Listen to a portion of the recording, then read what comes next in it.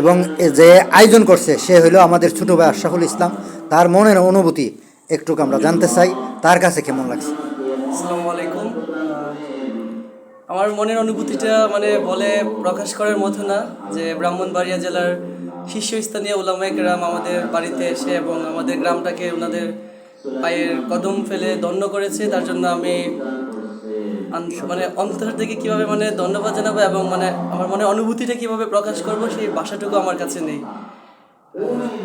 এই মিলন মেলাটা করার উদ্দেশ্য শুধু আমাদের বাড়ির সমস্ত মুর্দি গানের জন্য নয়, আমাদের এলাকা সহ হজরত আদম আলাইহিস সালাতু ওয়াস সালাম থেকে আজ পর্যন্ত যত নরনারী অন্ধকার কবরে শায়িত আছে তাদের সকলের মাগফিরাতের উদ্দেশ্যে এই মাহফিলটা করা হয়েছে। প্রায় 70 থেকে 80 জন আলেম ওলামার একটা ইসলামী মহাসম্মেলন এবং ছোট আকারের একটা মিলন মেলা।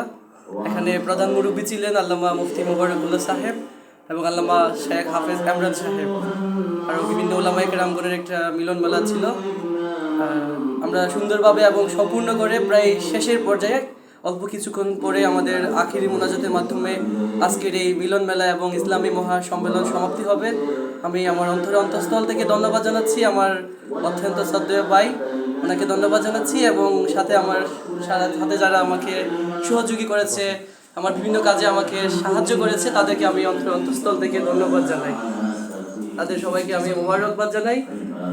আর সবাই দোয়া করবেন যেন আগামী বছরও আমি বাংলাদেশের শীর্ষস্থানীয় ওলামায়ে কেরাম, দেশ বিদেশের শীর্ষস্থানীয় ওলামায়ে কেরামকে এনে আমাদের এই গ্রামের সকলের রুহের মাগফিরাত, মুর্দে গানের রুহের মাগফিরাতের কামনায় এক বিরাট মিলন মেলার আয়োজন করতে পারি। ধন্যবাদ সবাইকে। আসসালামু আলাইকুম।